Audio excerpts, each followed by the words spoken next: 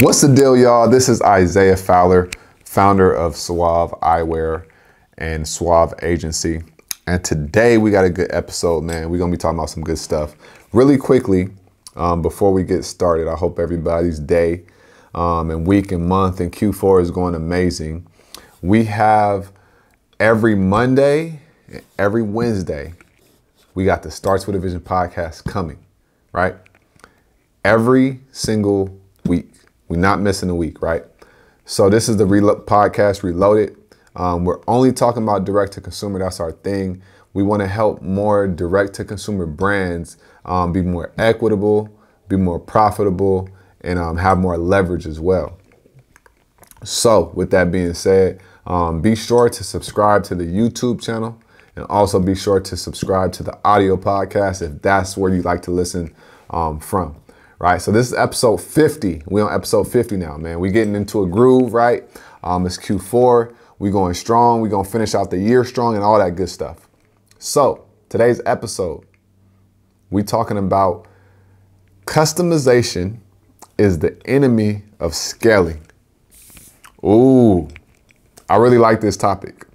I hear people a lot of times who are in the beginning phases of their business. And they are so excited and they start trying to like do all these things and think about all these different things that they shouldn't be thinking about, right? I did an episode a couple months ago about how less is more from a product lineup standpoint, right? But now we're going to go even deeper from that. So a lot of people, they want to like do all these customized things with their products. But the simpler you keep everything, the more scalable your company is. The simpler you keep everything, the more likely an investor would want to invest into the business. The more simpler you keep everything, the more likely a buyer would want to buy your company and you could exit if that's what you want to do. Always remember, I'm only talking to people that say they want to get to, you know, a very high level.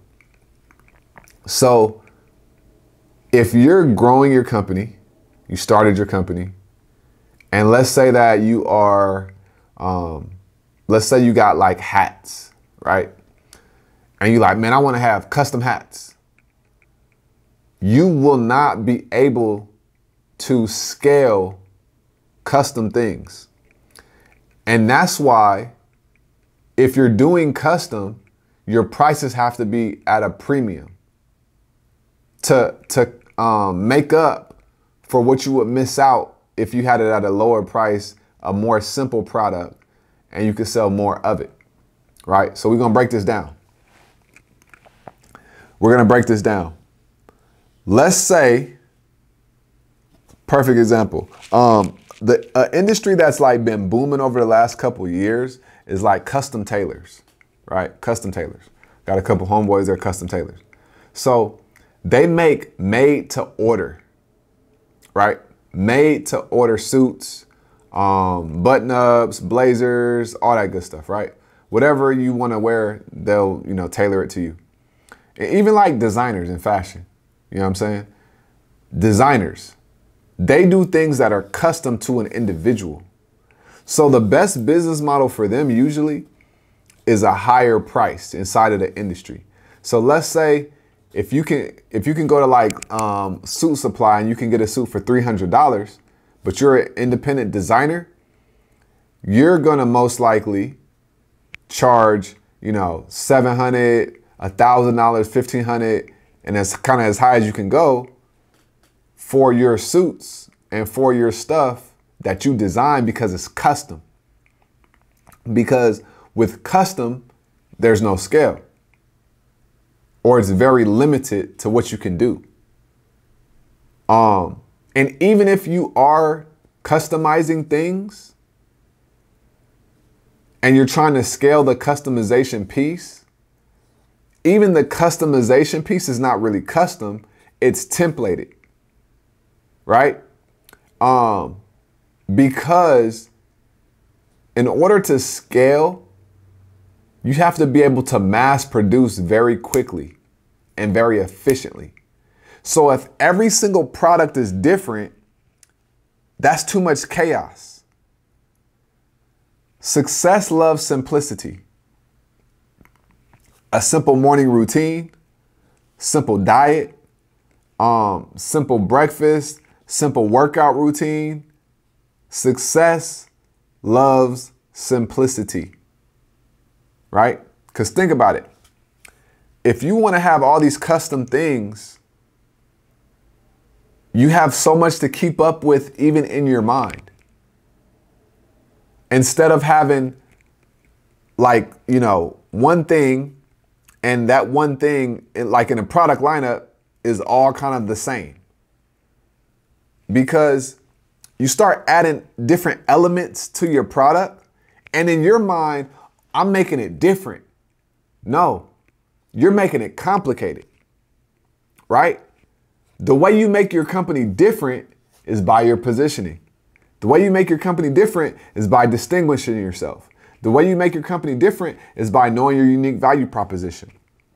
The way you make your company different is by, understanding your mission statement and your vision statement and knowing where you're going to go. The way you make your company different is by consistency. The way you make your company different is by long-term strategy.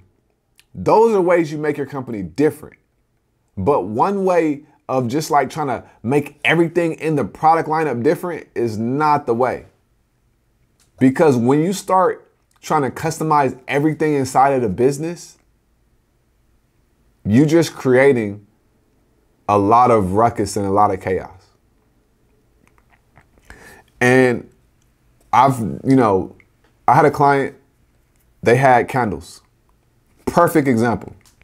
Perfect example. So they had candles. We was working together. And I was like, okay, they had a whole bunch of candles that were like dessert candles. And then they had a whole bunch of other candles that were like regular soy candles. But they sold both of them. So I told him, I said, hey, these dessert candles are not scalable with where you want to go. And he goes, but that's, people love those. I say, so you're going to have to make a choice, because this is two different businesses. If you want to do the dessert candles, it takes longer to produce. It takes longer to teach somebody, how to do this and everything. Yeah, it's custom, but it's going to slow you down, right? When you try to get too custom, I get it. You're emotionally tied. It's a great idea for you. But you get so emotionally invested into it that you start thinking that, this is it. But once you start getting more revenue, you start seeing how that customization is really slowing you down. And so it gets to a point where that becomes the bottleneck.